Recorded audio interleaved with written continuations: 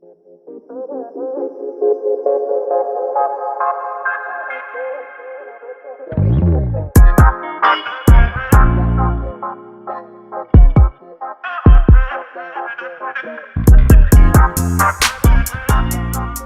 everyone, it's Julie Young for Korean American Story and Not Your Average. Today we are on location at Flux Studios and I am here with my friend Marcus Hahm.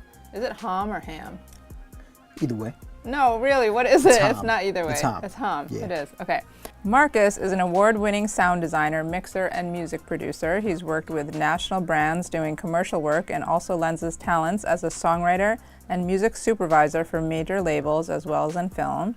Additionally, Marcus has done work as a casting director for notable brands.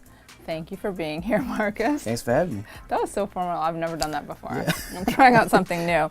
Also, but we have done soju before, so we Yeah. have soju. Do you want to do the honors? Yeah, sure, of course. Do I gotta do the whole elbow thing? I don't know. No, we just Yeah, I we'll be already did adults the about elbow it. thing. Yeah, sure. We're all grown here. Okay. Yeah. Cheers. Cheers. All right. Let's start with your background and your family. All right. First of all, you go by your artist name, though. This is not background of family, but your artist name is Avec Plaisir. Plaisir. Plaisir. Mm-hmm. I don't speak French, which means with pleasure. Correct. Right? Why is that your artist name? Why did you choose that? It was a very cocky kind of meaning behind it because it means you're welcome. It's a given that you already thanked me for this music. So it was with pleasure. Yeah, you're welcome. And was that when you were trying to be a rapper before you Well, started this is after all of this, and when I Okay. came full circle as an a engineer, producer and producer, engineer. Okay. and songwriter. Okay. So, All right. And Okay. so you were born in Seoul, correct. and then when you were growing up, you moved to a lot of different places, right? Yeah. I was in London, New York. New York first, then back to Seoul, then to London, back to Seoul, then to New York. So, Yeah. like, how long did you stay in Seoul before you started moving around? How old were you? I was 3 when when I was born in Seoul. 3.5, I came to New York, landed in Kew Gardens. Well, I think I landed in Flushing and then Kew Gardens in Queens. And then we went back to Korea, then went to New York, Upper West Side, then we went to London. So when you were moving around all of this time, how did that affect you? What do you remember about it? I don't know, just constant identity crisis. Just breaking it down and starting back up, just trying to find new friends and adapting to a new accent, to a new culture. So you must have learned English really young. So you knew Korean and English at a very young age. I did. So what was it like growing up in your household, in your ever moving around household? Well, it was very traditional. Which means what? My father was the breadwinner, mother was just home, taking care of us. So, but what do you remember about growing up in your household, aside from it being traditional? Very traditional. I say that to say that all the communication was channeled through my mother. I never really talked to my father. I remember playing catch with him. I have like early childhood memories, but after like adolescence and puberty hit, I think my mother did a pretty good job kind of like channeling all communication through her, right? So if Which your means- dad wanted to say something to you, yeah, it would was come really, through your mom. Yeah, he never really sat me down and had a heart-to-heart or a talk. It was always my mom telling me, hey, your father thinks this or that. It was always funneled through.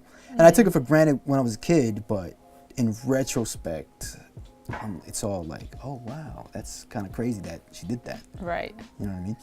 So what was your relationship like with him since all of the messaging came through your mom? Was he like that strong, silent type? Strong, silent type. I never really saw him break down or anything. He was always very solid, very consistent.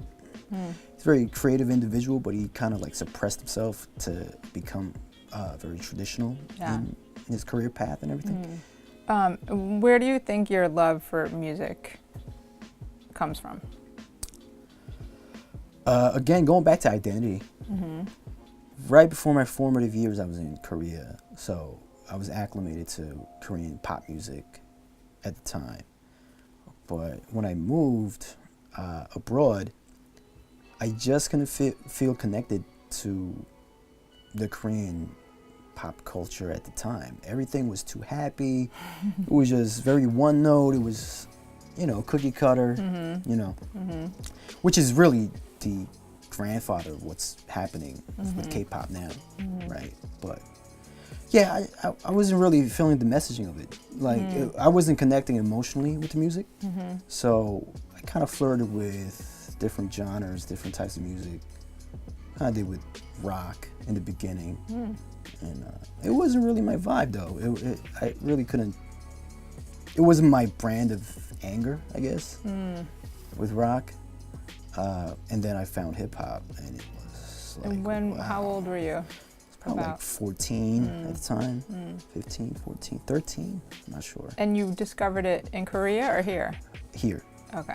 And then I was like blown away. Like, you're cursing on records Right. and saying whatever for like fuck the police. Right. And that's crazy. Right. Even though those records were years back. Yeah. Like Snoop Dogg's talking crazy. Yeah. Yeah. I was just blown away. And it was just really refreshing, and people just being able to express themselves. Yeah. So there was a rebellion to it that Yeah, there's a attracted you. rebellion Yeah. aspect, and Yeah. yeah.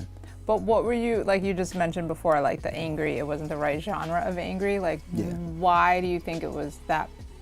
What were you angry about? I think I was angry about racism and just not fitting in. Consciously at that age? At that age, Yeah. of course. Okay. Yeah. There was really no Asian American voices or Asian voices at all at the time. So the rock was cool, but it was just too much like white boy angst. I wasn't really connecting with that in a way. They were being rebels just to be rebels, I felt like. Right. And just rap was like really raw, and it was becoming its own thing at the time, and I just kind of gravitated towards it. And it felt very accessible because I felt like I could kind of write these raps at the time instead of picking up a guitar and just playing chords and being a Like rocker. you didn't have to take lessons to write Right, raps. it was- You could yeah. just do that on your own. So is that when you thought, I think I want to be in the music industry? Was it that early Well, on? I wasn't really thinking about that far ahead. It was just a thing to do. Okay. Just keep me occupied. Yeah, and that's when Yeah. you were creating these demos that you were like, this is Correct. good enough that I think I can shop them. Right. Okay. And then I met Lil Kim, and then she gave me these A&R numbers from Atlantic Records, and we started building. I'm like 21, going to Sony Studios, Hit Factory, sitting in sessions and just watching how these things are created and submitting beats, and just going home, cranking out like 10 different types of beats and just giving it to these executives and just shopping around. And this is way before this whole social media internet era. So. And before there were these very easy to access apps that you could No, make not beats at all. on. Exactly, Like you right. were, yeah. Yeah. What were you doing? How were you making them? We had to get drum machines and samplers and these equipment that were pretty expensive. Back in, I feel like they were like $2,000 or $3,000 at the time, and when you're 20, 21, 19, that's a pretty hefty price to pay for. Yeah, so did you rent out? Like, did you rent out using... I kind of saved. I was working at a clothing store. Really? Yeah. Okay, that's impressive. Yeah, just getting my velour suits and at a discounted price. That's impressive. Yeah, saving up for a drum machine. That's impressive.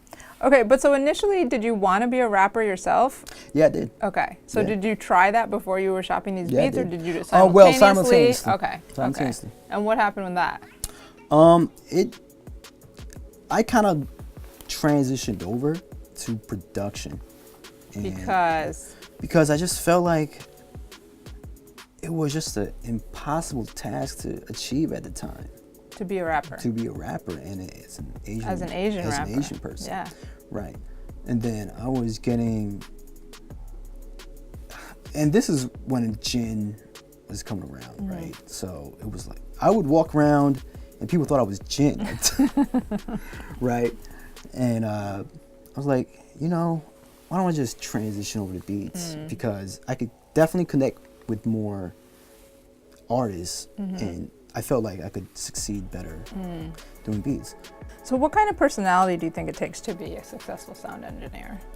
Because the reason why I asked this question is because I know we've talked before and you've told me that you actually like being kind of alone in a dark, studio with all the equipment and everything by yourself. And you have to be okay with that, right? Yeah. Like to be alone in a dark space for a long time I don't know doing about this. dark, but It's not always dark. That's what I picture in my head. I just picture like this dark space, but like very repetitive. Like you're listening to parts over and over and over again. It's like minutia that you have to cut out or like stop it there and like right. Yeah. But you've said you find like a flow in that. There's almost like this Zen moment, that Zen like time that you can get to doing that. Yeah. I have a lot of like anxiety and things that I'm dealing with, and when I'm focused on just this certain task, it just puts me at ease, and you can just I have the ability to just sit here and just kind of churn things out, I guess. Like really focus on that and like forget everything else that's going on. Yeah. It's kind of therapeutic. That's kind of dope. I see that. What advice would you give to those out there who would aspire to do what you're doing? I'm definitely bringing my son in with you sometime in studio time, but what advice would you give? Be stubborn with your goals, but be flexible with how you get there. If your goal is to be a mixer or producer, there's different ways to bars of entry to get to the industry. Okay, just because like I really don't know anything about this, and if someone's watching, they're really curious and they're younger and they want to know it. Is it something that you can go to school for? Yeah, absolutely. Okay. You should go to school. Like 4-year college degree or a specialized? Either or. Either or. Either or. Okay. Because you do need the foundations and a structure to get into this, and the technical knowledge, and that's just a given. Okay. Thing. So you do recommend that? Of course. Yeah. Okay. Yeah. All it's just not. YouTube will cut it after you get those chops. The foundation, like the internships. educational foundation. So what advice would you give to the younger Marcus? Wow. That's a tough one. I guess to just not be inhibited and not undervalue yourself, and really understand that what you're doing is a legit thing. It was a constant battle for me to convince myself that this is an actual career path. Yeah. So. Are you convinced now? I'm still convinced myself. Okay.